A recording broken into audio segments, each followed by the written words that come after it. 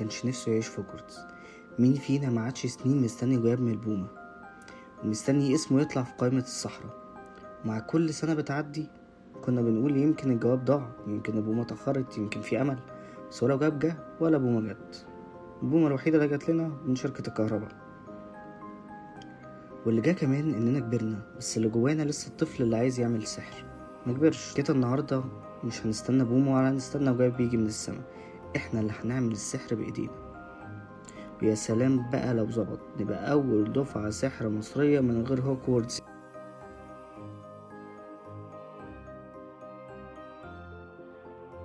أهلا بيك يا عزيزي في قناة تكنو ويزرد.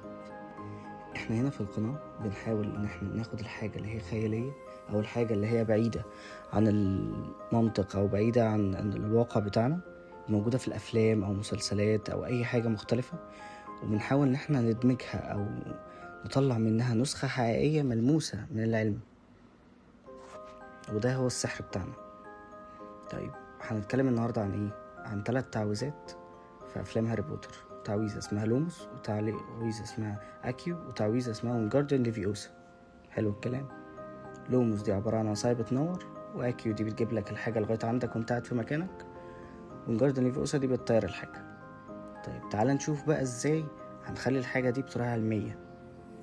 بس في حاجة لازم تفهمها الأول. بص يا سيدي، السحر في الأفلام معمول بخدع وكاميرا وجرافيك وكلام من ده، بس احنا هنستخدم هنا حاجات بسيطة وسهلة كده، زي ايه؟ كهرباء، مغناطيس، خيط، مروحة صغيرة، بطارية. يعني مش هنحتاج أي حاجة غير الترابيزة الصغيرة اللي قدامك. حلو الكلام؟ يلا نبدأ. أول تعويذة عندنا اللي هي تعويذة ايه؟ لوموس. ودي من الآخر كده عصاية بتنور. حلو الكلام؟ دي أسهل تعويذة ممكن تقابلك، مش محتاجة أي سحر، هي محتاجة شوية حركات وشوية سحر من دماغك الحلوين دول. طيب ازاي ممكن نعمل اللوموس؟ هتجيب عصاية خشب صغيرة شبه، أو تجيب قلم رصاص ممكن برضو عادي، وتجيب لمبة ليد صغيرة وبطارية 3 فولت وتلزقهم في بعض. حلو الكلام؟ طيب ايه الطريقة بالظبط؟ هتجيب العصاية وهتخلي ايه الطرف والحاجات اللي بتلزقها دي كلها باللمبة الليد فين؟ في طرف العصاية في الآخر. حلو الكلام؟ طيب البطارية هتركبها ازاي؟ خلي السالب يلزق في رجل، والسلك التاني يلزق في الرجل التاني. حلو، مفهوم؟ النتيجة مبروك يا معلم، معاك ايه؟ تعويذة لوموس، بس بطريقة علمية تقدر تعملها في البيت بسيطة. بس متتوقعش انها تنور نور جامد، يعني اخرها وانت بتدور على الشراب هتنور لك شوية يعني. طيب تاني تعويذة عندنا اللي هي تعويذة ايه؟ اكيو. حلو الكلام؟ دي مفيدة ازاي بقى في الواقع؟ انت حضرتك قاعد على السرير مش قادر تقوم تطفي النور، فتسيبه وتنام النور مفتوح، او الطبق بتاع الاكل اللي موجود جنبك في رمضان اللي فات لغاية ما هيبقى من ممتلكات المتحف المصري. تمام. طيب ازاي ممكن نحولها بطريقة علمية مفيدة تسهل علينا الدنيا اكتر؟ عندك كذا طريقة، هتختار واحدة من دول. في عندك الطريقة الأولانية خيط رفيع شبه خيط السنارة، أو تجيب الطريقة التانية مغناطيس قوي شوية شبه المغناطيس اللي احنا كنا بنستخدمه واحنا صغيرين، وحتة معدن، أو عندك تجيب سلك طويل وشدة بسيطة للحاجة. طيب هقولك الطريقة الأولى، دي أسهل وأكتر واحدة شبه الفيلم شوية. هتربط الخيط في الحاجة اللي عايز تجيبها وخليه بعيد عن الكاميرا، ده فرضا اللي انت عايز تعيش الجو شوية، وانت بتقول ايه؟ اكيو، واسحب الخيط بسرعة. ده اقرب حاجة للواقع من الخيال. حلو.